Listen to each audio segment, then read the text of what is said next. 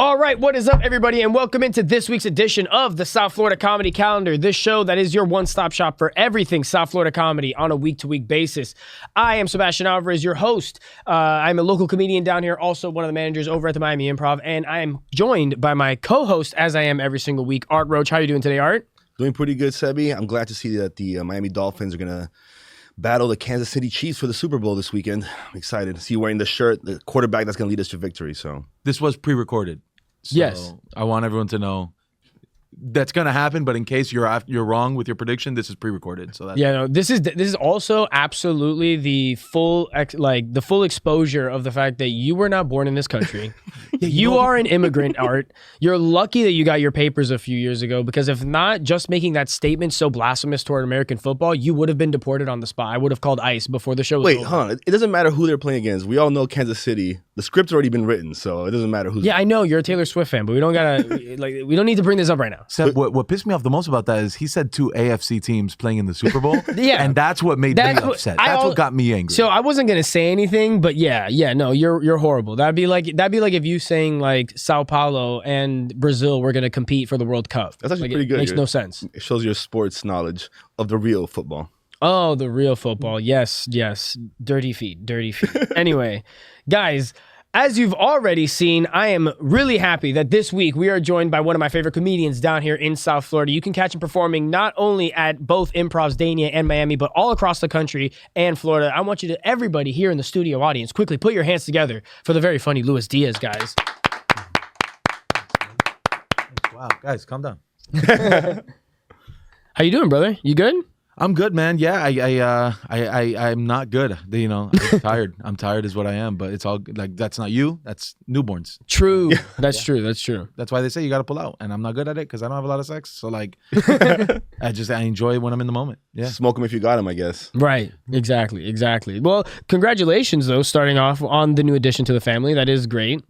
No? Nah, not great. No? Poor choice of words, but yeah, she's here for sure. Yeah. And did you go with Mitsubishi Miata? That's what I had recommended for a new name. I don't know. Obviously not. Okay. Went with Mazda. Okay, my bad. Oh, okay. Man, I was also on the Mitsubishi train. I had my vote in that tally as well. But we actually last night we were on a show together. It was really, really fun. It was the first show that we've ever done at Barry's through Cafecito Comedy, and it was a great night. Everybody sitting here at the table was able to perform. Lewis ended up headlining. I was hosting. Art did a little featured set. It was a lot of fun, guys. We got some pictures here from that show. I mean, it was really great. A lot of our friends came out to support. We had some local... we had some people from the Improv that are staff members that were able to come out and enjoy. So it was really fun. Great little picture there. Did you take that picture, Art? Actually, that little black and white picture. Good job. Doing your best Dan impression. Doing your best impression of Dart Vision. And it looks good with the black and white. I like it. But shot on the Samsung 24. You know. Shot on your Android 4, your Samsung Galaxy S3.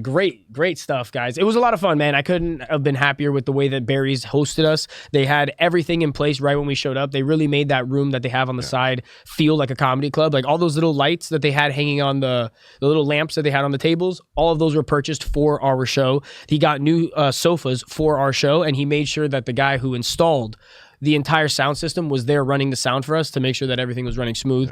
So thank you. Big shout out to Barry's for hosting us and making it a great night, but also Cafecito and the fans came out and supported too. So great good time. We're going to be doing these once a month. So the next time we have a show, we're absolutely going to be shouting you guys out and letting you know exactly when that show's happening and how you can get tickets for it and everything. But honestly, amazing night at Barry's. Anything you guys want to add? You're really hyping up Barry's there. It was fun. You didn't have a good time? I had a good time. Thank God the sound guy that installed everything was there, because when things went wrong, which they did often, I'm not going to blame him, but he was there to fix it for sure, so that things did get fixed.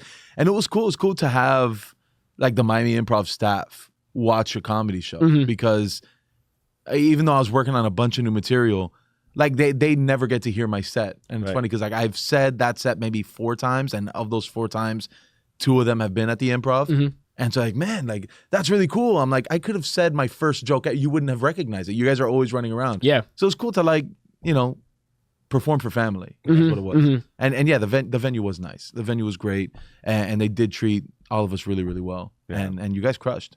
Thank you. Well, and shout out to management. I mean, I hadn't been to Barry's before, and this is my first Cafecito show that I've done. So just doing those two things together, the manager took really good care of us from the moment we got there. I know he saw the clip we made last week, so big shout out. And every time we have a show at Barry's, expect the clip because we're going to be doing this big time. Oh, absolutely. Absolutely, guys. Definitely keep your eyes and ears to the ground, and we will absolutely be shouting it out really loudly here on the comedy calendar anytime Cafecito does a show out there. It was also, want to quickly shout out on that show, we also had Ashvin Singhal, who was also works at the Improv and is a local comedian, did a little guest set, pulled up. He did a great job. And Grace Kelly was also featured on that and did a really good 20-minute feature set leading into Lewis's headlining set. So everybody really did great. Shout out to also Justin from the Improv, who runs Cafecito, and Melissa, who helped get kind of everything all on the same page. So it's a team effort to get these shows going. We're going to have more, not just at Barry's, but at other locations as well. So definitely big shout out to the team and what they've been doing. Another recap from last weekend, actually, this was really cool. We had at the Dania Beach Improv, William Montgomery, and we only found out recently that we had our boys on this show. We had my man, Ben Smith, on the lineup. He was hosting and opening up. Not the first time he's actually opened up for William, because he did the hosting for William the last weekend he did in Miami too. So William actually requested him directly. So big shout out to Ben, and I know he went out there and killed it. Lewis was also on that lineup. He featured on that lineup. What was it like out there, Lewis? How were the crowds? How was the vibe? Crowds were great, man. Crowds were awesome. Dania, it's very different from a Miami crowd, which is so funny because I think the clubs are maybe 45 minutes away from each other, 30 if you drive like me. And it's just such a different group of people, but everyone's just so wanting laughter in their lives. And yeah, we brought it. William is fucking crazy. Sorry, crazy. I can't curse. You can curse. Crazy, dude. That guy's insane in the best way. Yeah. I'm still quoting his jokes. Nice. It's awesome. Awesome guy. Every time I've ever seen him perform, it's always been his style is so unique that it's something you have to stop and watch. Anytime he's come through the Improv a few times. He opened for Hinchcliffe, he opened for Duncan Trussell, and then he came through himself and headlined a few times. And every time it's when he gets on stage, at least take 10 minutes, 15 minutes, even if it's crazy, to sit down and listen. I don't know if you guys ever saw Eric Myers. No? No. He's a little bit before my time. He passed away a couple years ago, and he had this energy where it was always screaming, so funny, and this unique voice. One of my favorite jokes of his is applying for a job at Taco Bell, and the first question on the application is, how did you hear about Taco Bell? He's like, how did you hear of Taco Bell's?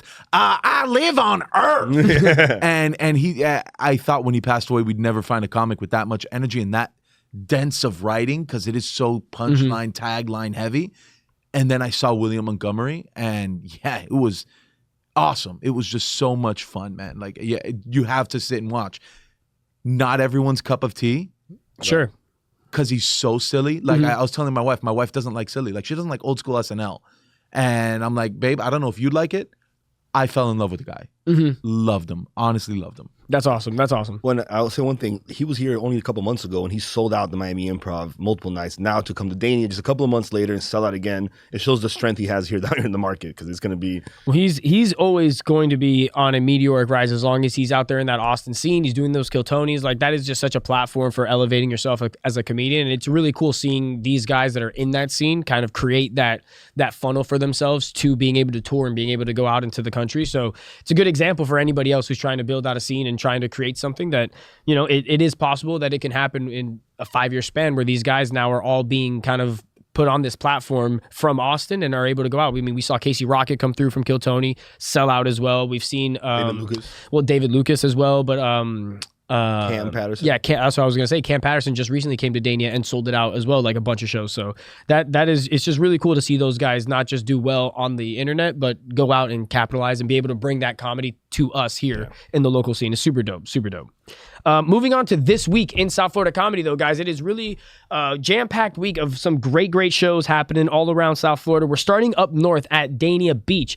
We're for 14 North Dania. That's ran by our good friend Ellie Rodriguez, guys. The show is now going to be a once-a-month show. She was doing it once a week, but now they're elevating it to the point where it's going to be a fun, creative, once-a-month show. She's thinking of different show ideas as well to structure it. So it's not just going to be an open mic. I believe tonight it is an open mic. It is an open mic, so just show up if you want to go up and have a good time and enjoy some of the daiquiris and the food out there. But if you want to stay tuned with what the future structures to all these shows are going to be, I definitely recommend that, because she is going to have some she's already floated a few ideas toward me, and they're all really great, cool ideas, things that you're going to want to go out there and enjoy and be a part of on a monthly basis. So absolutely, that is tonight, Monday at 8 p.m., 14 North Dania. That is up north, connected to the Dania Beach Improv. Have you ever gone and done 14 North? I have not. You haven't? I've never done it. Man. I've been told by Ellie, I've been told by everyone, it's such a great room, such great comedy, and it's on Monday night. Mm-hmm.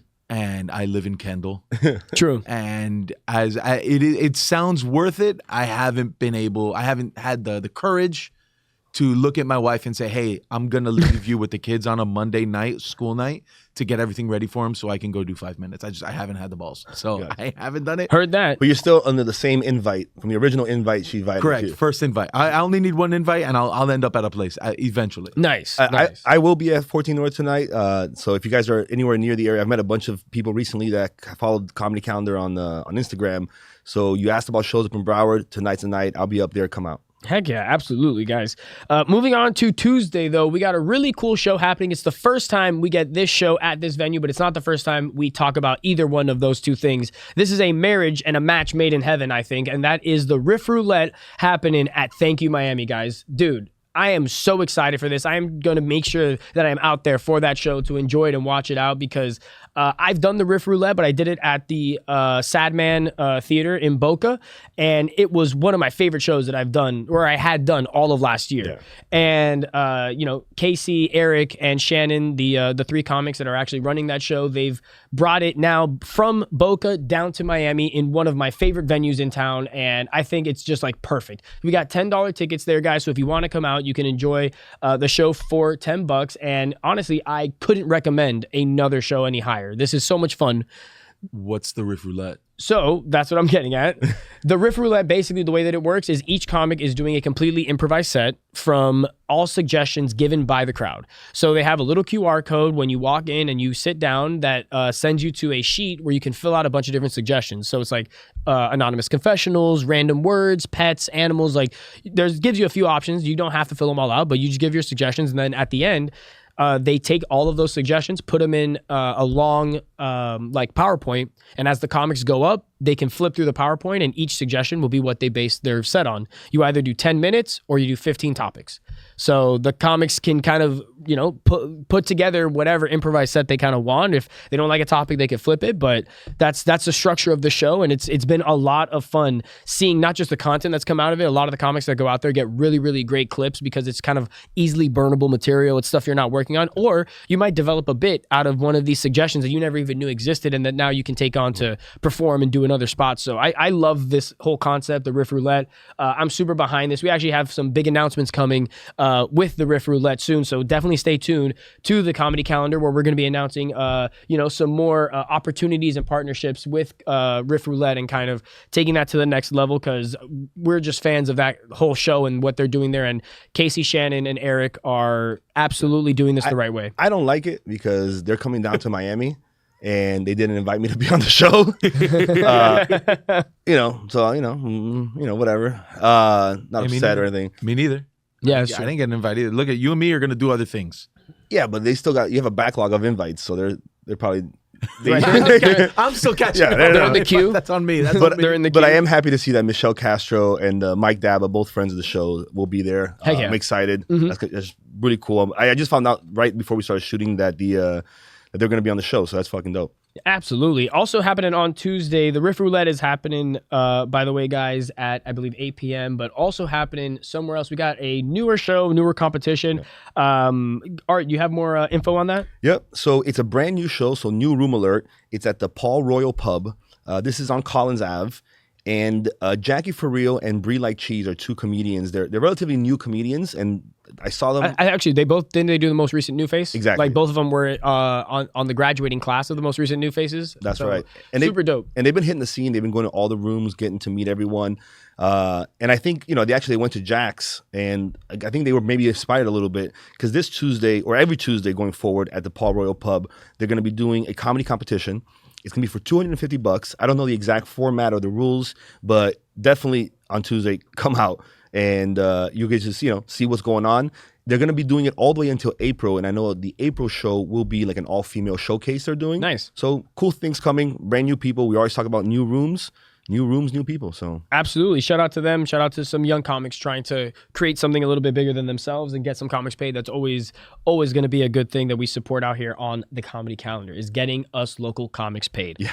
But moving on though, on Wednesday at the Miami Improv, 8 p.m., we got kind of a different show. Bankas. Yeah. Bankas, he hasn't come through the Improv before, but he's touring all across America. He's from Canada, but he's doing this American tour right now, and he's going to be only at the Improv for one night, guys. So if you want to come through and see him, the only night that you can catch him is the one night that we have him there on Wednesday. His show was supposed to be this Sunday, but he wasn't able to make it through, so we've just pushed it back a little bit, and we're happy that we had that Wednesday available where he can just slot right in and still be able to come out and enjoy Miami as a crowd. So if you guys had tickets to that show, just know you still have tickets to that Wednesday show that got transferred over. If you had tickets for Sunday, if you can't make it, we can always refund you. Just reach out to the Miami Improv. I'll probably be the one that's giving you your refund, so please reach out if you have any issues with that. But if you didn't have tickets and you were like, oh damn, I missed it, don't worry. Wednesday he's going to be here and he's going to be doing a show. And the good news is this show, it got in right before the Trump-Canada tariffs kick in. So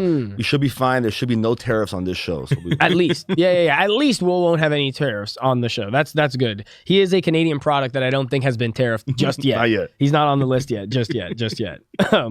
But moving on to this weekend, though, we got a quick show happening, or actually a show that I'm really excited for over at the Miami Improv, because I'm a huge fan of this guy and the work that he's done. I mean, if you guys have ever heard of Impractical Jokers, you've heard of this guy. We got James Murr coming through the Miami Improv, and I couldn't have been happier that we get another guy from Impractical Jokers out here at the Improv. The one that actually I've experienced in the past was Joe, who's been touring and doing kind of his own stand-up longer than these guys have. He came through, I think, right when I first started the Improv, like almost 3 years ago, and it was so much fun, such a great time.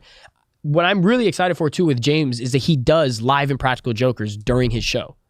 So we will actually have, at least from what I've heard, somebody with a floating camera.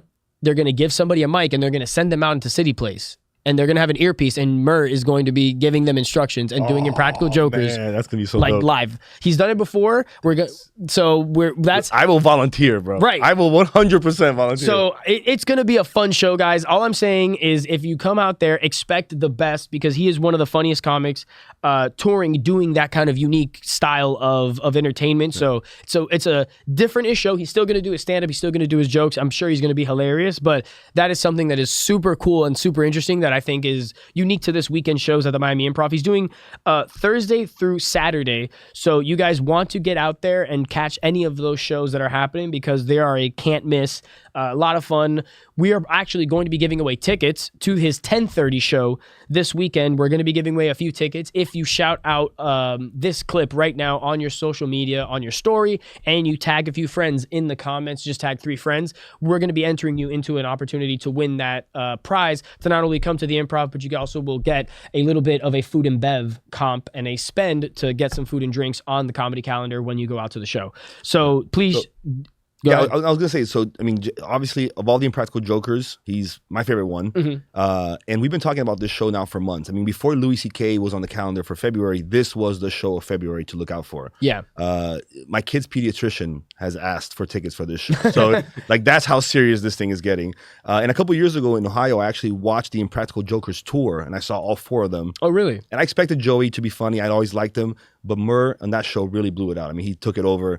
and it was just he was probably the best part of that show. So nice. Can't wait to see him by himself for a full hour. Yeah, I think it's interesting also that these guys kind of like started in arenas and are now going to clubs. Yeah. You know what I mean? Like it's like they were stronger together. Yeah. You know, they rode that wave. But I think it's interesting to see. You know, I think they were all also stand-up comedians like throughout and prior. They were just obviously during the show's filming, they weren't like dedicated to it because it was a time sink. That's all. That's one of the reasons why they're not doing it anymore. But seeing that kind of transition for somebody going from the arenas, going from stadiums to now we're doing the clubs, it's got to be a cool feeling for them. I mean, just getting that dichotomy of what that experience is, you know? Yeah, I've seen my wife and I, that's our show.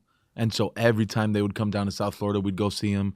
And we've seen it's funny, they're like One Direction, you know, like they were great as a group and now they're going their separate ways. Yeah. And we've seen Joe, we saw Sal. Q still hasn't started doing stand-up, but now that Murr is going to be at the Improv, that was one that Laura and I have had blocked off. Heck yeah. I can't wait. And I didn't know he does the Send The Someone Out. actual Impractical Jokers live. So cool. I can't wait. So will you be at the show this weekend? I know as a spectator. I might be there Thursday, but I'm going to Disney this weekend for my daughter's birthday. Nice. So if I go, it's going to be Thursday. My wife is probably going to force me to take her to go on Thursday, so we don't miss it because we're big fans. We saw him at the Hard Rock together. Which daughter's birthday? The good one. So I've got two good ones and a bad one. Okay. And this is the second of the good ones. Gotcha. Oh, okay, cool. I like that. Well, that was actually our week in South Florida comedy, guys. We actually have one more show that is happening next week that we want to shout out right now, and that's going to be Bay Club. That we always love shouting out Bay Club. That's Will and Alex that put that together out there every single. It's not every single Monday. It's every other Monday. Fantastic shows, always standing room only. The pizza there is fantastic. I mean, we've beaten it like a dead horse on this show before about how much we love Bay Club. But this week we're shouting it out a little bit early, not just because we want to give them a whole week of promotion with this clip, but also because our good boy, Luis, our good boy. I'm your little good boy. He's going to be on the show as well. So we wanted to shout it out. Have you done Bay Club before? Yeah, I've headlined there a couple times, especially when I start getting ready to gear up for my improv show. Nice. Which is obviously just a bigger venue than Lucali is. I like to go to, I love hitting up Bay Club because it's always such a fun crowd. It's not an easy crowd as well. Yeah. So when I take material there that's new and I'm able to hit it and it's able to do well, it's always a great feeling. I've been there when I don't get that feeling. Sure. But yeah, I'm excited. So I've been running my new material. I did it at Barry's. I did it with William Montgomery. And so, this is going to be maybe the third time I run or fourth time I run this brand new set. And I'm excited, man. I'm excited. I've done it a couple times and this one I'm most excited about because it's the one that's coming up. Heck yeah. I love that. And like I said, we always shout out Bay Club because of how much we enjoy going out to that space. And like you said, it is a difficult room as a comedian to go up in, but if you're just going out to enjoy a show, it's fantastic. And that's it's something that I can't even describe because it's so unique to a lot of the other rooms in South Florida. Like the only thing I could maybe compare it to is like it's like maybe a Taurus. It's an upscale. It's like an upscale Taurus. Yeah. Taurus with beautiful people. Right. Taurus. Yeah. Yeah. That's exactly Taurus with people that aren't afraid of like tax season. Yeah. Right. Like, they've got yeah. people that handle it. They don't even think about it. No. They have Their an guy's account. gonna handle it. But like at Taurus, you got people that are running away from multiple different agencies of the government. Right. Yeah. And especially now, they're running away from ICE. I actually met Cuba Gooding Jr. at Taurus right after he was. That sounds like that makes sense. Jr. Yeah, he's that not makes at sense. Lucali. He's at Taurus. Yeah, that adds up. Anyway, guys, that has been like our recap and our look ahead into what's happening this week in South Florida comedy. Now, I want to transition us quickly into the interview portion of this show. We're going to be talking, obviously, with our good boy, Luis. I love that. That's it from now on. Do you call other people like your good friend, or is everyone your good boy? No, you're my good boy. I'm your good boy. Yeah, that's it. That's just you. Honored. That's just you. Never. I mean, we've recorded every show. You can go back and watch the tapes. You're the only person who's ever gotten this treatment. I'm the only good boy. You're the only good boy. I love it. Mario, suck it. Anyway, but no, I wanted to kind of ask you about how you started in comedy, because I know you had a different or a unique transition into what you were doing in the past and then going into comedy. So talk a little bit about that, like what you were doing prior to and then what brought you into it. Yeah, I was always a theater kid, so I always loved being on stage and entertaining. Entertaining has always been my thing, like from when I was a kid. at Noche Buena. I just loved being the one to tell stories. I loved being the one to make people laugh. And when I got to college, I was major. I had like I had auditioned. I got like a scholarship to study musical theater at FIU, and my parents were like, Cuban. They're like, no son of mine is gonna study theater. Right. You weren't ready to come out yet. So Yeah. No. That makes sense. I was still in the closet very deeply, like I am still married to. It was a woman. tight fit in that closet.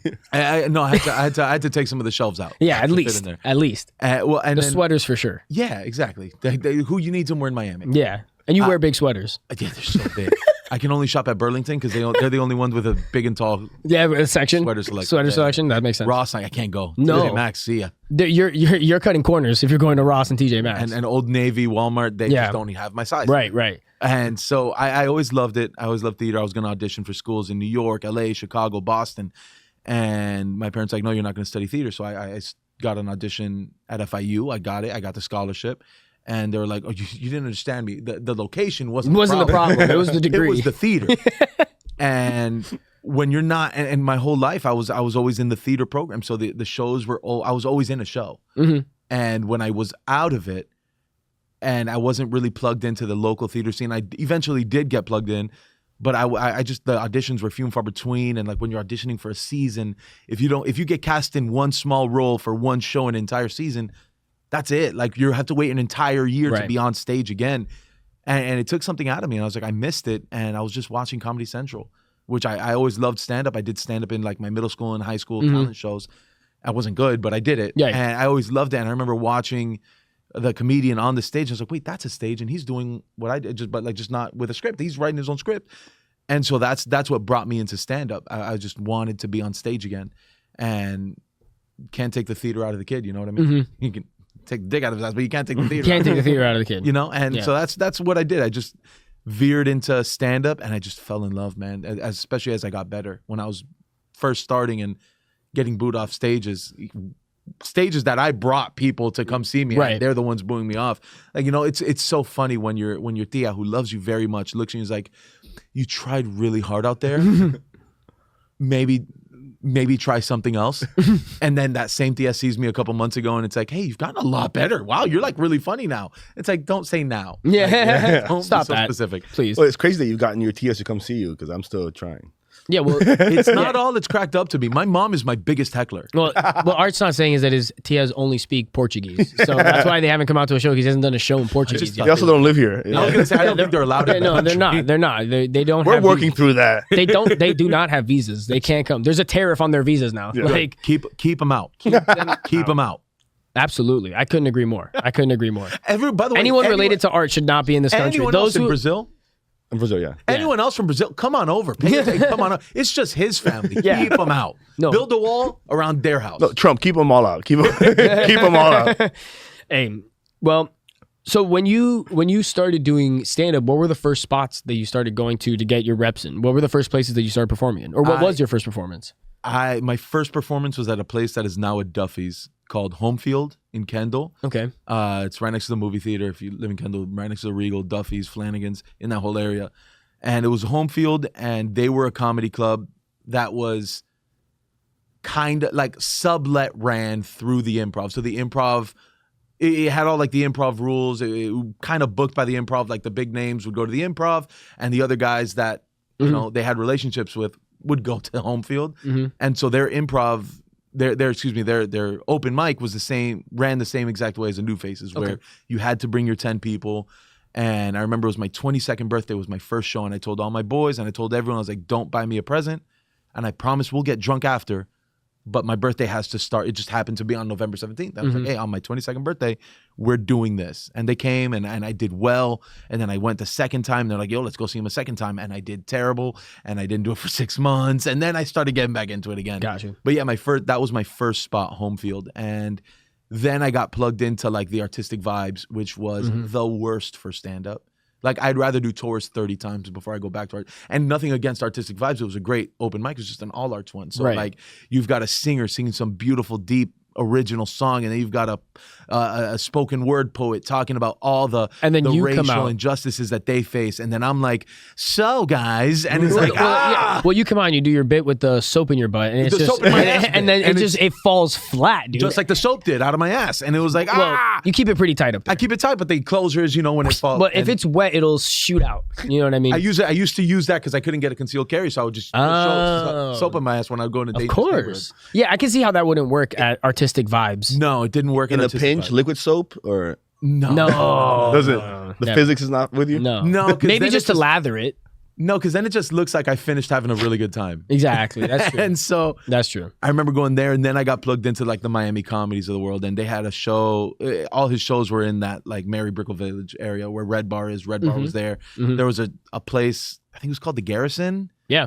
and that was like every Wednesday. And I remember that was like that was the one I would somehow, my schedule would always open up on Wednesdays. I can go there, and I was always second to last.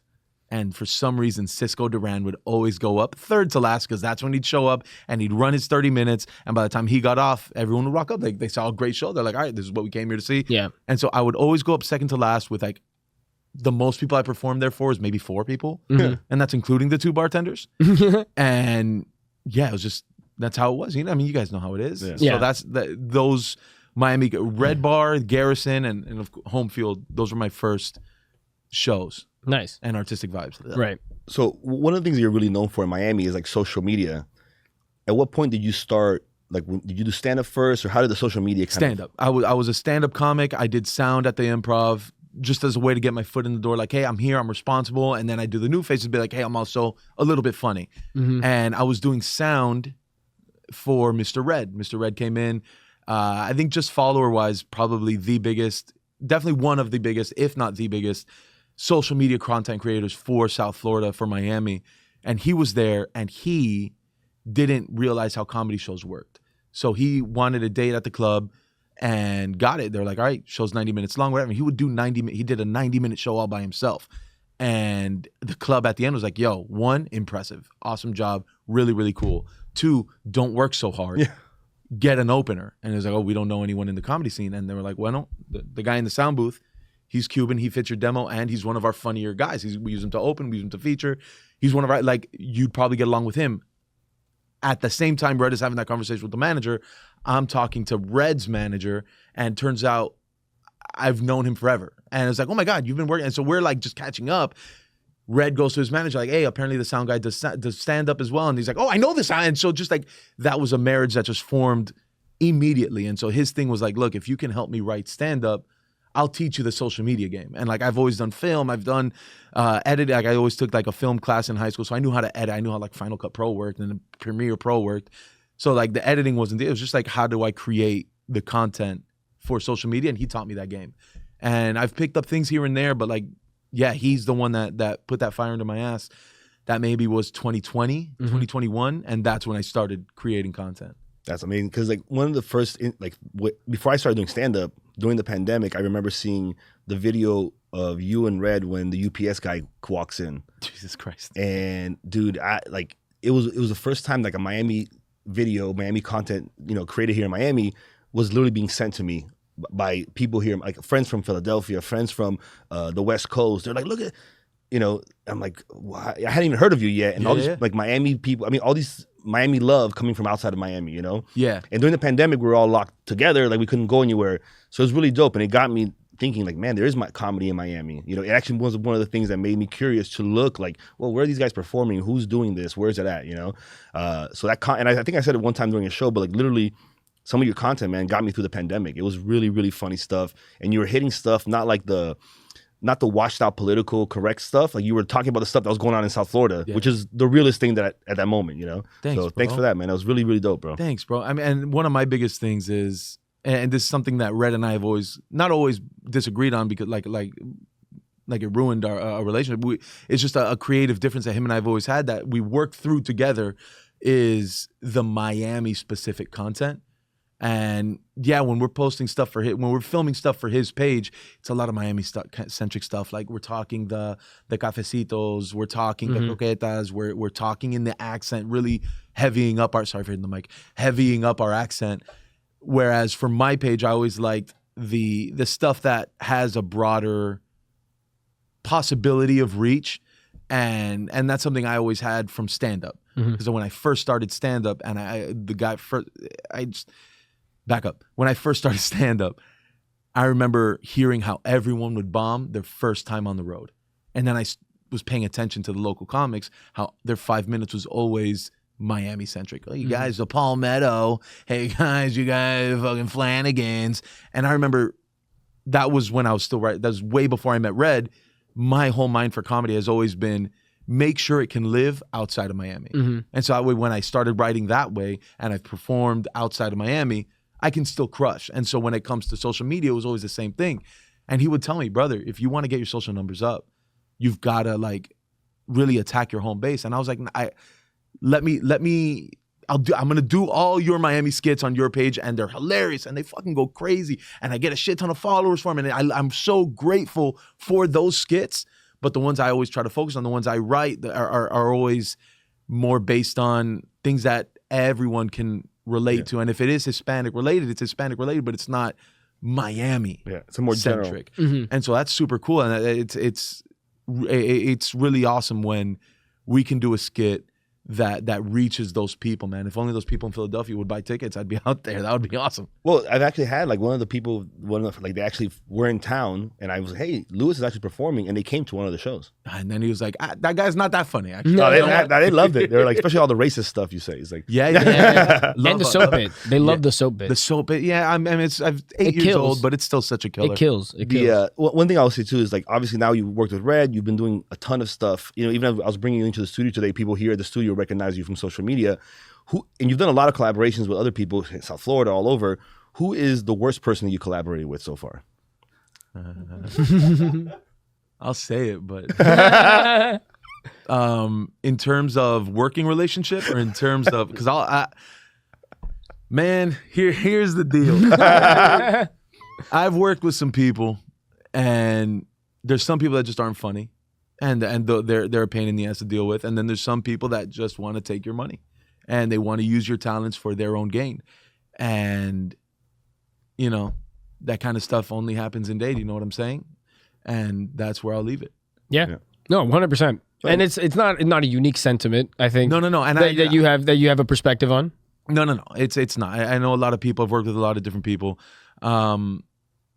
Everyone's cool until they're not. That's really how it is. Because like you wouldn't work with someone that's an asshole, and so you start working with someone and everything's groovy, and then it starts to decline. I've worked with a bunch of people that have burned a lot of bridges with other people, but have been great to me. Yeah. I was at a pig roast this Saturday, and like, oh, I saw you at an event with this person. I was like, oh yeah, he's pretty cool. And like I was like, no, he's a jackass. Yeah. And I'm like, maybe to you, right? But to me, he was super cool. And he's like, oh, I get that. I was like, okay, let's change the conversation. Yeah, and it happens to Sebastian and I all the time because like, obviously we have an age difference, like a big age difference, and he's met a bunch of people, and he knows a bunch of people that like I had a bad interaction with, and then afterwards he's like, no, actually, I had this person really hooked me up this one time. And that's one of the cool things about having partnerships is that you can actually, you see the good and the bad of people. Yeah. Sometimes they're really nice to you and then they mistreat you, someone that's really special to you, or vice versa. And it can give you that kind of perspective like, I don't really want to invest a lot more time into this area. Let me invest it into the people that believe in what I'm doing. Well, I'll tell you, like I had a 3-month stint where I worked with Only in Dade. And to this day, people see me as like, oh, Only in Dade. And it's like, not anymore. But like, even that, like, a lot of there's people that don't like Only, there's people that do, and I personally, Luis Diaz, I still get along with the guys who run the page, and like we see each other at events, and because different people, right? Companies want to hire as many people, as many social media figures to come out and promote their events. So there's a lot of places I go that they're there, and I give them a hug, I give them a kiss, we talk about family, we talk about this, and so like a lot of people don't like working, and I have no problem, Right. Like that's something about me. I hate burning bridges, right? Unless I have to. But so like as far as worst person, I worked with some dickheads. Do you want to know stand-up? You want to know social media? I think you answered the question plenty. You don't have to. Yeah. No, but one of the other things that I wanted to get into was not just your social media, but one thing that I think I've always enjoyed about watching you perform is that you are able to bring out new material so consistently. And we don't necessarily see you out at Taurus every week. You're not out at the Thank You Miamis and the Red Bars and all these different spots that, you see a few other comedians that's where they kind of is their gym and they work their stuff out. I see you come out and like every once in a while you'll feature with a brand new 20 and there's all this new material. What is your process like in terms of getting to stage ready material without necessarily getting, a multitude of reps to try and work it out? I think it's a bit of a cockiness, because I should, when I write new material, go out to these places and work it out. And I tell my wife, hey, I've got this show coming up. I really want to take it seriously. So I'm going to, that's always when you see me at Thank You Miami. Right. Like it's always a month leading up to my show at the Improv. Mm-hmm. And it's a bit of cockiness where it's like, I'm just going to, I believe in my writing at this point. I've found, what a lot of comics say is their voice. I figured out what about me, which I hate when people say my voice. It's not like I'm changing who I am on stage. It's just finding out what is it about you that makes people laugh? Mm-hmm. What is it about the way, and so I'm a storyteller. I can't do one-liners. I can't do it. I've tried. I love Mitch Hedberg, one of my favorite I can't do that. Mm-hmm. So I found what makes me funny. And so it's a bit of a cockiness that I don't get the reps in like I should. Mm-hmm.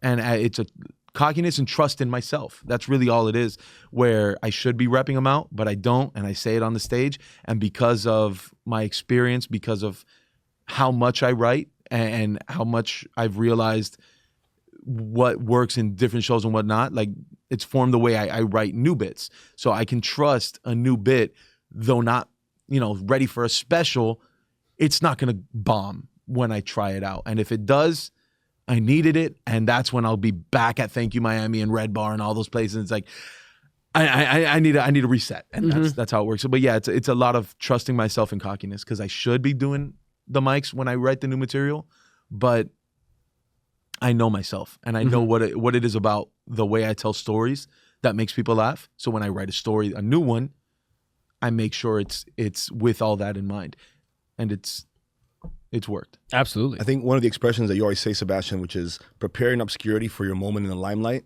I love that expression. And I think that's, hearing a little bit about your history, you've done a lot of that preparing. You've gotten up on stage since you were a kid many times, and it gives you that confidence. And obviously the proof's in the pudding, man. You're getting out those minutes. It's not like every time I see you, you got new jokes, you got new material, and you're doing it opening for some of the biggest talents coming to South Florida.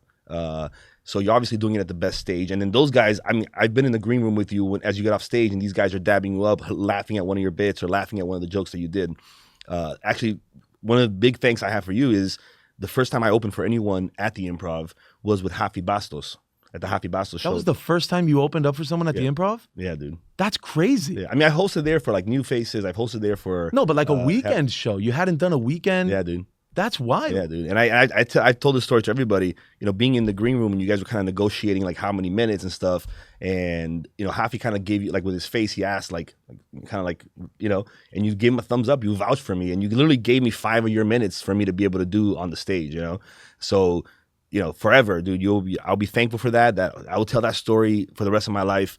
But if you hadn't done all that good work on your own off stage to get those opportunities, then you sure as hell wouldn't be able to be in a position to give other people that opportunity like me. So keep preparing in obscurity. Whatever you're doing, it's working, dude. It's and then like Barry's last night, you killed it, dude. How long did you do last night? 30 minutes? Yeah, almost 30. Almost 30. I wasn't gonna hit 30. No, I was not. No. You were very thankful for the light at 25. Oh yeah. Yeah. I saw that line and I was like, I'm finishing this. I'm getting nothing again. You know what, man? It was a free show, baby. Yeah. No. And you had to land the plane. Land that plane. But it's funny how you say that, because like my wife is an attorney, so she has to speak in front of people, and she's always been deathly afraid of public speaking. And I know that's like one of the biggest fears in the world, right? Yeah. Public speaking. Mm-hmm. I don't know what it is. I've never had that fear. Like I always loved public speak. I always loved being in front of people. I don't know what psychological trauma I faced, but I love that shit, dude. I love speaking. And to the point where when I was in school, I realized that people hated it so much. So whenever it came down to doing a presentation in history class, it would be like, Louis, if we do the entire project, will you do the presentation? I'm like, you're asking a lot of me. I'll do it. And it was just like, I would do nothing, get an A, and just because I had, no fear to speak in front of people. I took public speaking in college just as an easy A, and I got the fucking A. Is that why you have a hard time reading and writing right now, or? I'm sorry, what? No, I can't even hear. No, yeah, I can read. Oh, okay, my bad. It's just numbers. Well. It's just Right. numbers. It's just not well. You're not good. It's just not at a 12th grade level. No. I think someone asked me, like, what was the last book you read? I was like, I read The Great Gatsby senior year. I was like, no. Since then, I'm like, I read The Great Gatsby senior year. I don't know what you want me to tell you. Yeah, terrible book. Just awful book. That's just horrible. No, I loved it. Yeah, it's a great Dude, book. a guy that started Sebastian never read it. It's terrible. You never read it? No. Oh, okay, it's a guy that No, starts. I never saw the movie. By the time Sebastian was in school, they didn't do mandatory reading anymore. No. They were just like, No, they had mandatory reading. I just didn't do it. log into your tablet, watch some YouTube videos. I be liked fine. it. I liked it. It was about a guy who throws parties just to get one girl. I'm like, that's what started my alcoholism. I'm like, I like girls. They go to parties. That makes sense. And that's how I started parties. You That's why I were became a just frat. really into flappers. You were just Yeah. like, I love the feathers. the mangles. The feathers are cool. Wow. Yeah. That's no. crazy because I only like That Great book- Gatsby for all the bootlegging. No, that book So that good. book sucked. But like, have you read Go Dog Go Dude, by Dr. Seuss? there's a show on Netflix called Go Dog Go. It's pretty good. It's Squid Games, Go Dog Go, Yellowstone for That's all me. I'm saying. All I'm saying is if you haven't read that book recently, I would give it another look. Even if you get it on Audible and you just like listen to it, it's worth the listen. You know what's one I like? Because it shows numbers that one fish, two fish, red fish, blue fish. Redfish, Bluefish. That's about like- that's about racism. Yeah, and I'm a big fan. Big fan. Of ending Of, racism. of the message in the book. That's like how the Dolphins have like the Dolphins Cancer Challenge. Like, are we challenging cancer? Yeah, we're right challenging. now? What's up, cancer? Like, no. What do you need? Like cancer awareness? No, cancer like treatment awareness. Yeah, like yeah, no. we're aware of cancer. Run, We know. run for the cure. Run the cure. I like A those. run for the cure. I walk for the cure, but you know what? Yeah, Yeah. Walk. pay the fee for Pay the the cure. fee. Pay the fee. Get some food while you're there. Enjoy the ambiance. Listen, we'll do the commercial for Right. the event. For the For the cure. For the cure. Not for anything else, though.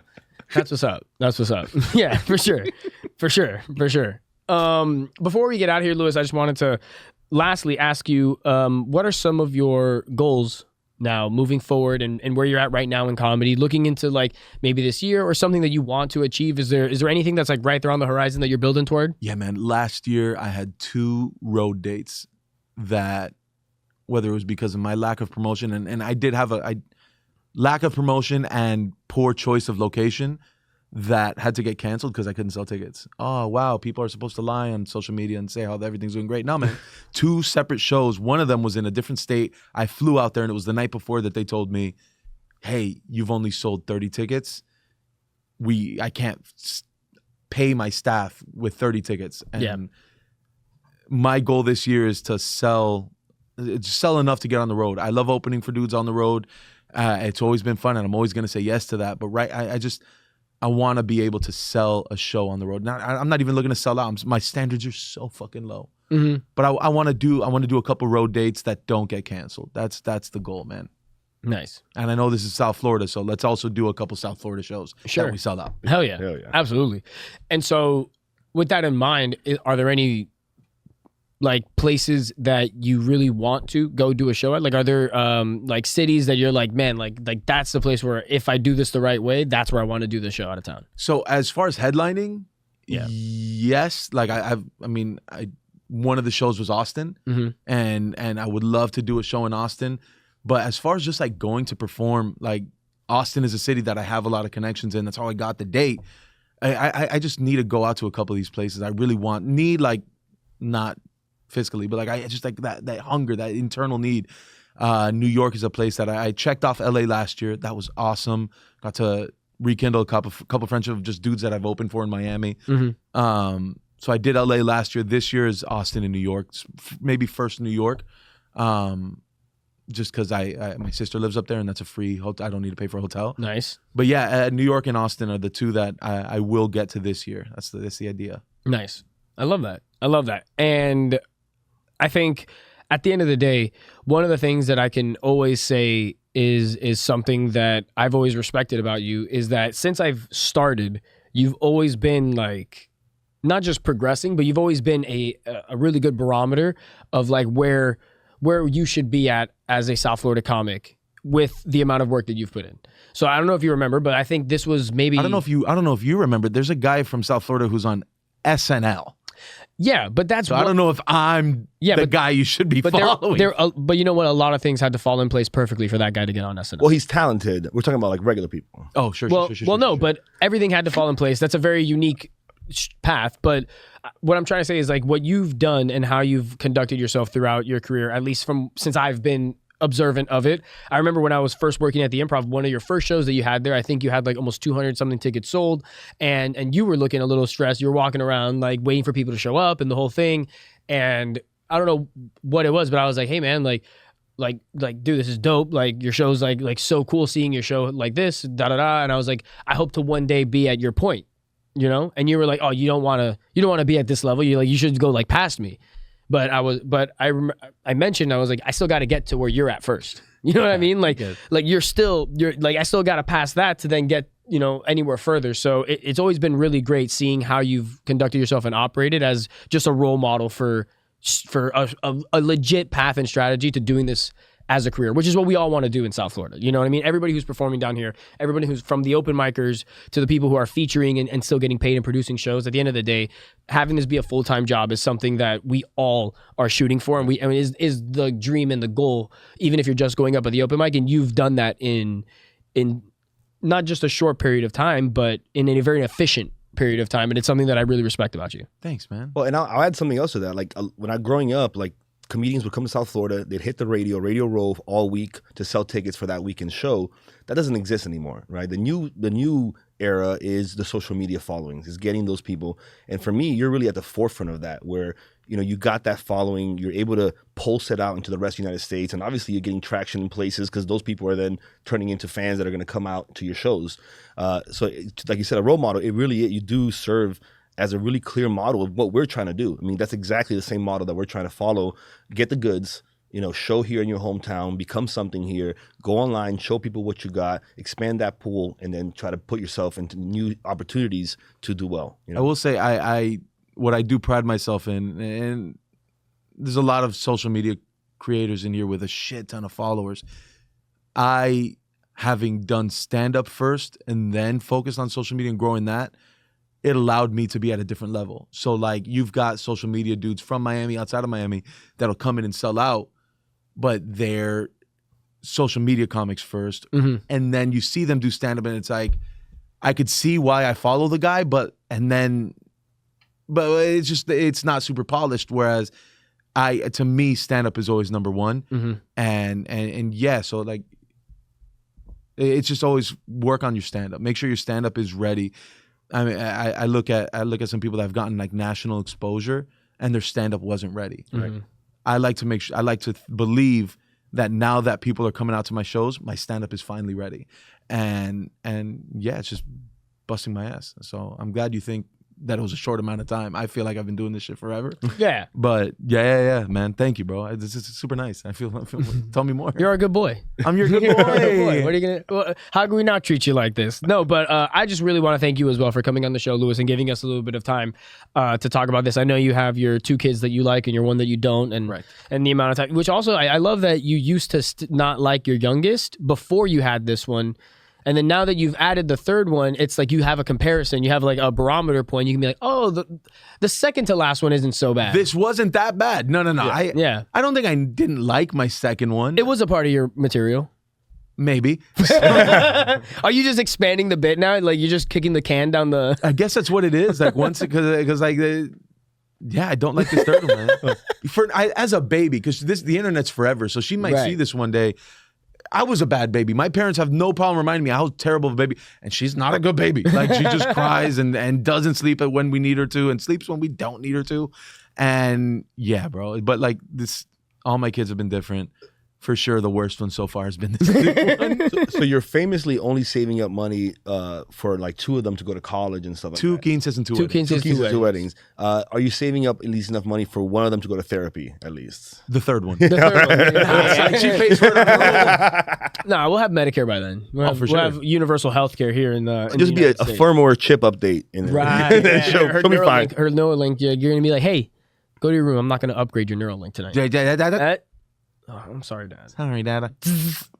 Shocker. We have a little shocker. And it's like on the phone, it's like a chocolate. But then Elon Musk says it's ethical because like, we're not actually shocking them. We're just making their brain think they're getting shocked. So it's not actual electricity. There's no real damage. Yeah. You know, just psychological. Anyway, guys, this has been one of my favorite shows that we've ever filmed here on the South Florida Comedy Calendar. I want to, again, one time give a quick shout out to Luis and his social medias. Where can they follow you, Luis, on social media? At that Luis Diaz guy on all the social medias, at Take Notes Podcast, which is a new podcast I started with my wife, she wanted to do a parenting podcast, and I just turned it into let me say the worst shit and see how my wife reacts.